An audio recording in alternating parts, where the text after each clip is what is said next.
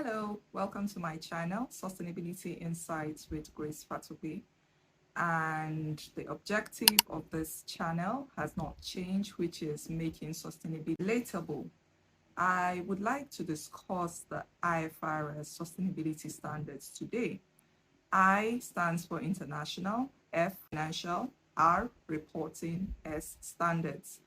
IFRS Sustainability Standards. But before I delve into the IFRS Sustainability Standards itself, let me provide a background. So in the 90s to 70s, we had ethical investments come up where people wanted to make sure that their money was not being used to finance things that they were not in agreement with. So their values, they wanted to make sure that their money, their investments were in alignment with their values.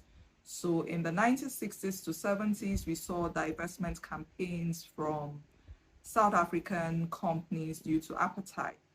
And in the 80s, we also saw a push for divestment out of tobacco companies.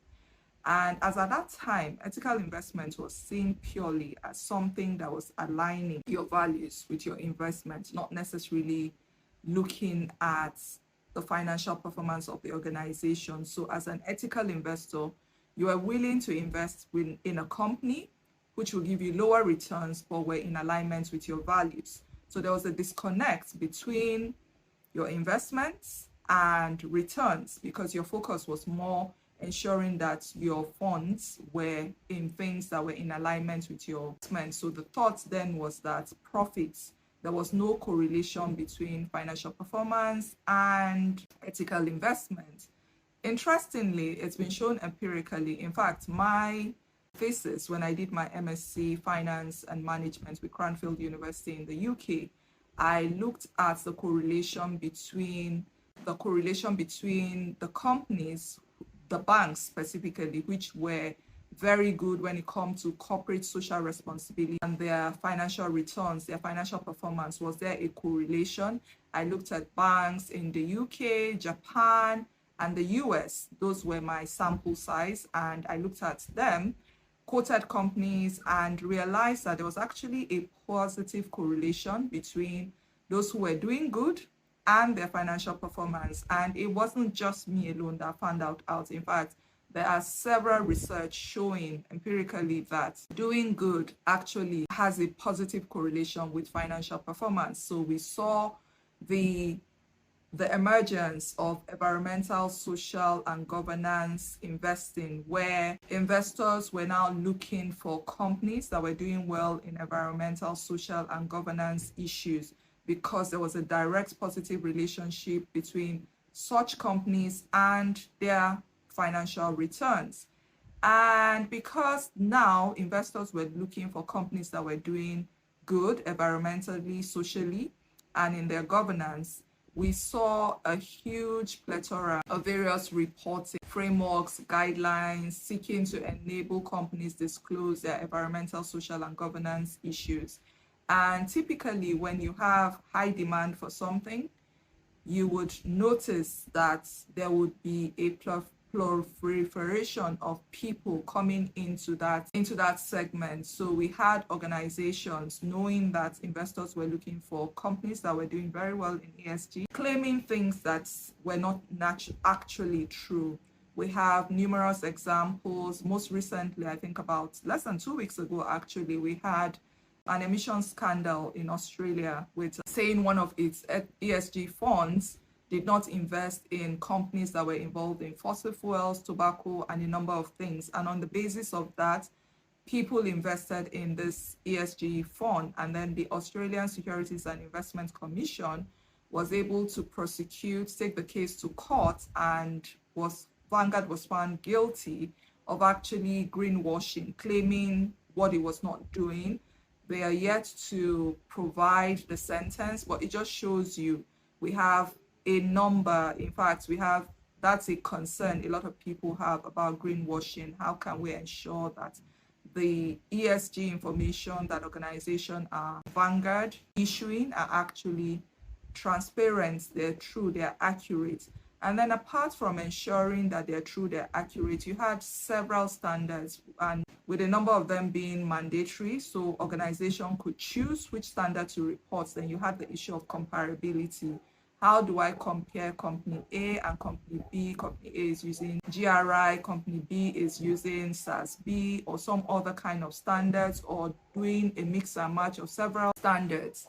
And another issue was that if lots of the standards were not necessarily focusing on decision useful information. So as an investor, there was a lot of information out there, but I couldn't really use it to determine whether I wanted to extend resources to an entity or not. And there comes the ISSB, the International Sustainability Standards, which is a sister body to the International Accounting Standards Board. So for the accountants amongst you, you're already very familiar with the International Accounting Standards Board. It is the board that issues the IFRS accounting standards, and it is under the IFRS Foundation. So the IFRS Foundation opened the established the sister body known as the International Sustainability Standards Board. So you have the ISB and the ISSB, the ISB issuing the IFRS accounting standards and the ISSB issuing the IFRS sustainability standards. So what is the IFRS sustainability standards? It is focused on the capital market, on primary user, on providing decision useful sustainability information. So organizations would be required to disclose their sustainability related risk and opportunities. Now, is it every single sustainability related risk and opportunity I must disclose? The answer is no. It has to be something that is material to you, the entity. It may be material, for instance, to company ABC, but for me, company D, is that issue really material? So I have to look at the materiality as it pertains to my business operations. So the IFRS Sustainability Standard requires you to disclose material sustainability related risks and opportunities. We have the IFRS S1, which is the general requirement. So it's similar for the accountants once again, with the IAS1, presentation of financial statements. So it provides you the concepts, the principles that you will use to report your sustainability related risks. So for a builder, the IFRS S1 is your foundation. You first do your foundation before you begin to layer on your pillars, your blocks to construct your building. So it is the foundation. And then once you understand the IFRS S1, you've gotten the principles, the concepts to use to report your specific sustainability related risk and opportunity. And we have the IFRS S2 that is focused on climate related disclosures. Climate related disclosures. So if I want to report on my climate related disclosures, I refer to IFRS S2. IFRS S2 gives me the cross-industry metrics. Those are the metrics that are relevant to my business, irrespective of the industry or underlying business model I operate. So if I'm a bank, I would have the same cross-industry metrics, for instance, with a manufacturing company. But remember materiality. There are 7 cross-industry metrics on the S2, and it is relevant. It has been identified as material for all industries. However, remember materiality. I need to look at, is that thing actually material to me? So an example is greenhouse gas emissions. That's one of the cross-industry metrics that has been identified as relevant for all industries. I now need to look at my operations. Is greenhouse gas emission material to me, Grace, Fatogbe, and Co.? And if the answer is yes, what information am I required to disclose? The IFRS S2 requires you to disclose your scope 1 emissions. Those are emissions coming from your direct activities. For instance, if I have motor vehicles that I own for my business that plow during my transactions, so the emissions from the motor vehicle, emissions coming from my direct business operations. If I'm a manufacturing company, how do I power my plants? And if I'm using gas, the emissions coming from the gas, combustion coming from gas. If I'm using some other form of energy to power my plants, for instance, renewable energy, solar energy. So those are the things. So for me, if I'm using renewable energy, I wouldn't be emitting carbon. So it will be an opportunity and not a risk. If I am using gas to power my plants, it will be a risk because I'm emitting carbon emissions. So let's now move away from industry specific metrics. Let's now move away from cross-industry specific metrics to the second type of metrics that the IFRS S2 has, which is the industry specific metrics. The industry specific metrics are the issues, sustainability issues, specifically climate-related risk and opportunities that have been identified as material based on the business model you operate. So remember, I said I was a bank. So it means that for industry specific, I will have the same issues as another bank. It will not necessarily be the same with the manufacturing company because they have identified the material climate-related risk, material climate-related topics that have to do with banking. So I will now look at my industry-specific metrics. There are 11 sectors and 68 industries. Now, I'm a bank ABC, but I don't only do banking. I also offer insurance products. I also possibly have a subsidiary that's into manufacturing non-alcoholic beverages. How do I pick the industry metrics that is relevant to me?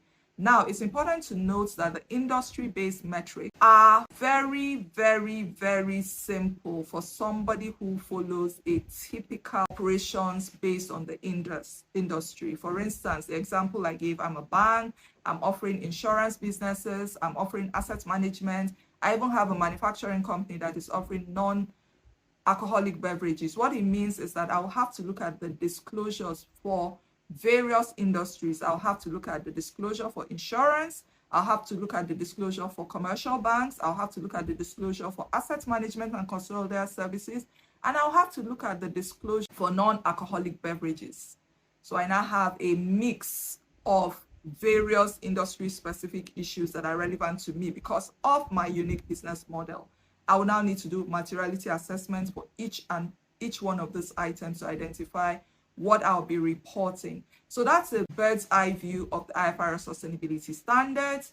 And over the following weeks, I would try and pick a specific industry and discuss the specific industry. So follow me on this journey, and remember, this is Sustainability Insights with Grace Patogbe. And my objective is to make sustainability as relatable as possible.